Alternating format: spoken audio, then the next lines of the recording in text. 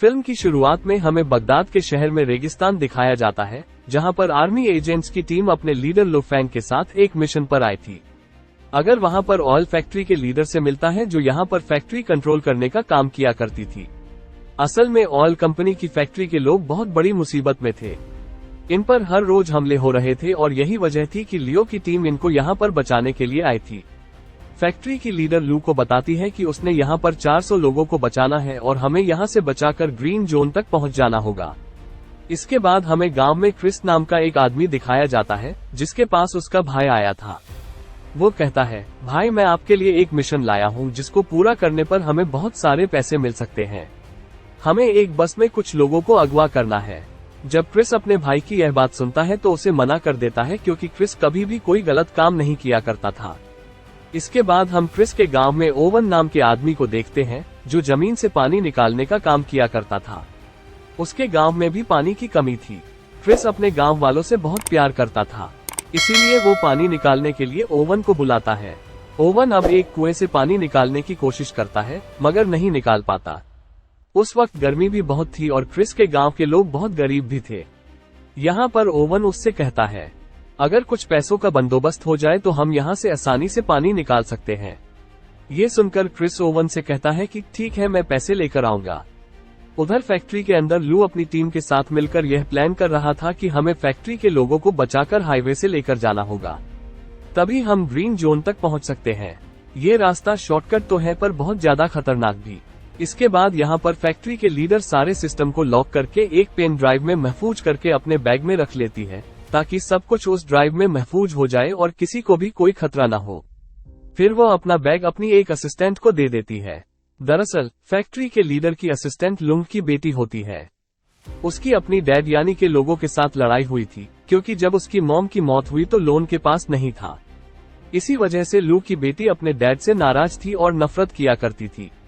जिसके बाद सभी लोगों को बस में बिठाकर ग्रीन जोन की तरफ ले जाया जाता है। जल्द ही यह हाईवे ऑफ डेथ के पास पहुंच गए थे। वहां का मंजर देखकर लियो की बेटी डर गई थी, क्योंकि आज तक कोई वहां से जिंदा नहीं गया था। हर तरफ गाड़ियां ही गाड़ियां थी, जिनका एक्सीडेंट होने की वजह से बहुत बुरा हाल था।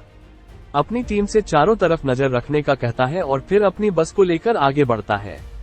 मगर रास्ते में 2 गाड़ियां थी, जिसकी वजह से रास्ता रुका हुआ था। ये देखकर लू की बेटी कहती है, हमें बस को यहीं पर रोक देना चाहिए। मगर लू ऐसा करने के लिए तैयार नहीं था। वो कहता है, मैं जानता हूँ ये गाड़ियां क्यों खड़ी हैं और हम बस को यहाँ पर किसी कीमत पर नहीं रोक सकते। हमें हर हाल में यहाँ से निकलना होगा। तभी जब उस बस को गाड़ियों के पास लेकर जाता है तो एक जोरदार धमाका हुआ था, जिससे बस में बैठे सभी लोग बहुत ज्यादा डर जाते हैं। लू ने फिर भी अपनी बस को नहीं रोका था, वह चलता रहता है। दरअसल ये जितने भी बस थे एक खास किस्म के मटेरियल से बनाई गई थी, इसीलिए इन पर गोलियों और बॉम्ब का कोई असर नहीं हुआ था। लियो अपनी बेटी को बताता है, ये गाड़ियों का बीच में खड़ा होना दरअसल हमें गुमराह करना था। अब जब ये आगे जाते हैं तो लू देखता है कि रेत का एक बहुत बड़ा तूफान इनकी तरफ बढ़ रहा है, मगर उस तूफान से भी नहीं घबराता और बस को लेकर आगे बढ़ता रहता है।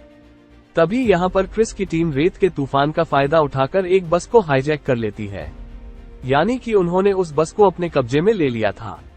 जैसा कि हमें बताया कि क्रिस को पैसों की जरूरत थी, इसीलिए वो ये काम कर रहा था। उसने अपने भाई की बात को मान लिया था। जब तूफान के रुक जाने के बाद ये सब अपनी बस को रोकते हैं तो लू को पता चलता है इनकी एक बस गायब थी, जिसमें ऑयल फैक्ट्री की लीडर भी थी। तब इसकी टीम में से लड़की बताती है, मैंने उसे दूसरी तरफ जाते हुए देखा है। लू यहाँ पर एक हेलीकॉप्टर को बुलाता है ताकि उस बस को जल्दी से ढूंढा जा सके। इस काम में लू के बेटे भी उसके साथ जाने का कहती है। लू हेलीकॉप्टर में अपनी बेटी को लेकर उस बस को ढूंढने निकल गया था। कुछ दूर जाने के बाद लू हेलीकॉप्टर से एक ट्रक को देखता है। अब इसे समझ आती है कि रेत का असल में कोई तूफान नहीं था, बल्कि दुश्मनों ने इस ट्रक की मदद से नकली तूफान बनाया था ताकि वो हमारी बस को हाईजैक कर सके। कुछ देर के बाद लू को अपनी बस नजर आ जाती है। राबता करने पर लू की टीम की लड़की उसे बताती है, उस बस में से अमेरिकन्स ने हमारे 5 लोगों को अगवा किया है, जिनमें ऑयल फैक्ट्री की लीडर भी थी। जिसके बाद लू अपनी टीम से दोबारा राबता करता है और बाकी की बस को ग्रीन जोन तक पहुंचाने का कहता है। इधर क्रिस्पी अपने साथियों के साथ जब गाड़ी में बैठा आगे बढ़ रहा था तो ऊपर से लू अपने हेलीकॉप्टर से इन पर बॉम्ब गिराता है। क्रिस्पी अपनी गाड़ी से निकलकर गन लेकर हेलीकॉप्टर पर हमला कर रहा था, जिससे हेलीकॉप्टर उनसे थोड़ा दूर हो जाता है। उसमें आग लग गई थी। ग्रीस अपने भाई को अभी खंडर में लेकर आया था, जहां पर लाकर उससे पूछता है ये किसका मिशन है, मुझे सच सच बताओ जिसमें इतना ज्यादा खतरा है। हेलीकॉप्टर से हम पर बॉम्ब गिराए जा रहे हैं। तभी वहां पर ओवी आता है जो कि ग्रीस का दोस्त था। कहता है कि यह मिशन सारा प्लान मेरा था। उसने ऑयल फैक्ट्री की लीडर को भी अगवा कर लिया था। इसका मकसद ऑयल कंपनी के सारे सिस्टम को हैक करके यानी कि अपने कंट्रोल में लाकर, जिससे इसे बहुत सारे पैसे मिलने वाले थे और फैक्ट्री के लीडर को भी यह बात समझ आ गई थी। वो ओवी नहीं था जो इनकी फैक्ट्री पर हमले करवा रहा था ताकि हम अपनी जगह बदलकर ग्रीन जोन की तरफ जाने लगे तो रास्ते में हमें अगवा कर ले। यहाँ पर ओवन से कहता है तुम इतना बड़ा प्लान कैसे बना सकते हो और मैं आगे अब इस प्लान में तुम्हारा साथ नहीं देने वाला। मुझे मेरे पैसे दो ताकि मैं यहाँ से जा सकूं। ओवन कहता है अभी कुछ और काम बाकी है जिसके बाद तुम्हें तुम्हारे पैसे मिल जाएंगे।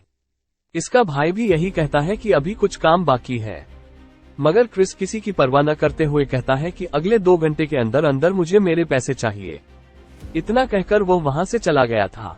क्रिस के जाने के बाद उसका भाई ओवन से कहता है कि हमें अब उसके बगैर ही काम करना होगा, मगर ओवन यहाँ पर उसके साथ गद्दारी करता है। उसने क्रिस के भाई को मार दिया था और फिर यहाँ से सबको जाने का कहता है। उधर क्रिस्पी अपने गांव में पहुंच गया था। उसे अपने भाई पर बहुत गुस्सा आ रहा था क्योंकि उसने सही बात नहीं बताई थी उसे। इसके बाद वो थोड़ा खुद को सुकून मिलाने के लिए बच्चों के साथ बाहर खेलने चला गया था। तभी उधर ल्यूक आता है जो कहता है कि मैं यहाँ पर अपने लोगों को बचाने आया हूँ, जिनको तुमने अगवा किया है। मैं जानता हूँ मेरे लोग तुम्हारे पास हैं। क्रिस्पी जवाब देता है कि मैं भी अपने गांव वालों को बचा रहा हूँ। जैसा कि हमें पता है, क्रिस ने ये काम भी पैसों की खातिर सिर्फ अपने गांव वालों के लिए किया था ताकि उनके लिए पानी का इंतजाम कर सके, और यह सारा प्लान ओवन का था ताकि क्रिस भी उसका साथ दे सके, मगर ओवन ने इसे धोखा दे दिया। इसके बाद लू वहां से चला जाता है।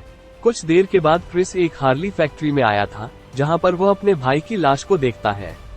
तभी उधर लू भी आ गया था। इन दोनों यहाँ पर बहुत लड़ाई होती है। कभी क्रिस लू पर भारी पड़ रहा था तो कभी लू, क्योंकि क्रिस को यहाँ पर ऐसा लग रहा था कि उसके भाई को लू ने मारा होगा। मगर जब वहाँ पर कोई चीज क्रिस के भाई पर गिरने वाली थी तब लोग उसे बचा लेता है। यहाँ पर उसको पता चल जाता है कि उसके भाई को लू ने नहीं मारा बल्कि इसमें ओवन का हाथ है। तभी वहाँ पर इन पर गोलियां बरसने लगती हैं। दरअसल यहाँ पर भी ओवन ने अपने गुंडों को इन्हें मारने के लिए भेजा था, मगर ये उन गोलियों का मुकाबला करते हैं। क्रिस उन पर बॉम्ब गिराता है जिससे बहुत बड़ा धमाका हुआ था। फिर वो गुंडे तो वहां से भाग गए थे, मगर उसमें क्रिस की गाड़ी भी बर्बाद हो जाती है। ये दोनों समझ गए थे कि इनको एक इंसान को पकड़ना है और वो है ओवन जो इन दोनों का दुश्मन था। क्रिस कहता है कि मैं जानता हूँ इस वक्त ओवन कहाँ पर होगा। उधर दूसरी तरफ ओवन फैक्ट्री के लीडर और उसके कुछ लोगों को अपने साथ फैक्ट्री में ले आया था। यहाँ पर वो सिस्टम को खोलने की कोशिश करता है, मगर उस पर एक कोड लगा हुआ था। ओवन फैक्ट्री के लीडर से जब कोड के बारे में पूछता है तो वह नहीं बताती। तभी वो उसके 2 लोगों को मार देता है, जिसे देखकर फैक्ट्री की लीडर डर गई थी। अब वो उसके बेटे को मारने की धमकी देता है। ये सुनकर फौरन फैक्ट्री के लीडर उसे बताती है कि यह कोड एक पेन ड्राइव में है जो मैंने अपने बैग में रखी थी, पर मैं यह नहीं जानती कि वो कहाँ पर है। मुझे बस इतना याद है कि वो बैग मैंने अपने असिस्टेंट को पकड़ाया था। तभी यहाँ पर फैक्ट्री के लीडर का बेटा अपनी मॉम के फोन पर कॉल करने का कहता है, जिससे उनके फोन की लोकेशन के बारे में पता चल जाएगा। फोन और बैग कहाँ पर है? असल में वो बैग ल्यू की बेटी के पास था जो इस वक्त क्रिस के गांव में थी। उधर एक गांव में लोगों बाकी के लोगों के ग्रीन जोन में पहुंचने की खबर मिल जाती है।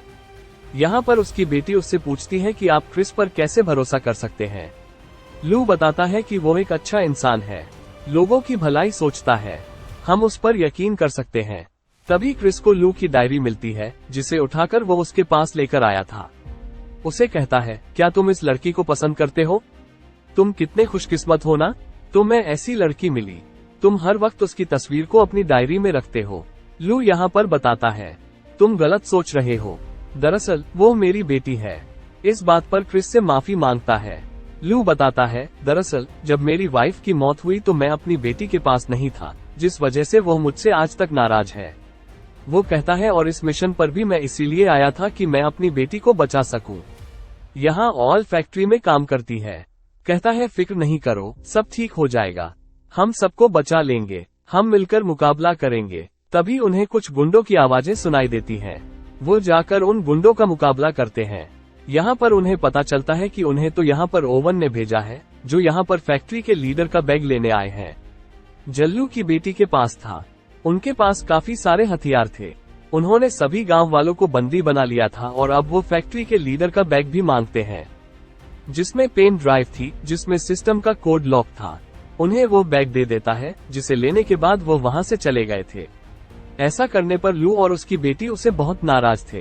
क्रिस कहता है कि मैं पूरे गांव वालों की जान को ऐसे खतरे में नहीं डाल सकता था। जब सुबह होती है तो क्रिस लू की बेटी से पूछता है कि आखिर उस बैग में क्या था जिसको देने पर तुम तैयार नहीं थी। वो बताती है उस बैग में एक पेन ड्राइव थी, जिससे ऑयल फैक्ट्री की सारी सिस्टम को हैक कर सकते हैं और पूरे बगदाद शहर के ऑयल को कहीं पर भी ट्रांसफर यानी के भेजा जा सकता है। इस सिस्टम से ऑयल स्मगलिंग भी होती है, जिसके बाद किसी भी मुल्क या शहर को वो ऑयल बेच सकते हैं और अगर ऐसा हो गया तो यह अब तक ऑयल की सबसे बड़ी चोरी होगी। दूसरी तरफ जर्मनी की शिप को देखते हैं, जिसका कैप्टन ओवन से फोन पर बात कर रहा था। इधर गांव से भी क्रिस और लोन निकल गए थे, मगर लू की बेटी को ये लग रहा था कि वो दोनों मिलकर भी सब कुछ नहीं रोक पाएंगे, इसलिए वह भी गाड़ी लेकर उनके पीछे निकल जाती है। ओवन के पास भी उसके गुंडे बैग को लेकर पहुंच गए थे। वो फैक्ट्री के लीडर को अब बैग देकर पेन ड्राइव से लॉक खोलने का कहता है। वो जैसे ही पेन ड्राइव को सिस्टम में लगाती है, सारा सिस्टम ऑन हो गया था, यानी कि चलना शुरू हो जाता है। ओवन उस जर्मनी की शिप में ऑयल भरवाने का कहता है, मगर इस काम में 24 घंटे लगने थे। कुछ वक्त बाद क्रिस और लू भी अपने ट्रक पर ओवन के पास फैक्ट्री में पहुंच गए थे। उसके गुंडों का मुकाबला कर रहे थे। लू एक पाइप पर चढ़कर बड़े ही शानदार तरीके से ओवन के आदमियों को मार देता है। ये सब कुछ ओवन भी छुपकर देख रहा था। वो अपने आदमियों से कहता है कि हमें जल्दी यहाँ से निकलना होगा, क्योंकि उसका काम अब पूरा हो गया था। जर्मनी के शिप में ऑयल भरा जा चुका था। क्रिस्पी फैक्ट्री के अंदर जाता है। वो आकर गुंडों को मारने लगा था। तभी उसकी नजर बाहर जाती है। वो देखता है कि ओवन यहाँ से भाग रहा है। वो दौड़ते हुए ही उसका पीछा करता है। तभी रास्ते में उसे लू की बेटी मिलती है, जो गाड़ी लेकर इनके पास पहुंच गई थी। ये दोनों मिलकर अब इनका पीछा करते हैं। इधर लू फैक्ट्री में ओवन के गुंडों का मुकाबला कर रहा था। वो एक एक करके सभी को मजा चुकाता है। वहाँ पर अब बॉल फैक्ट्री की लीडर आती है, जो कहती है कि सब कुछ बर्बाद हो गया। उन्होंने पेन ड्राइव से ऑयल की चोरी कर ली। हमें इतने बड़े नुकसान को रोकना होगा।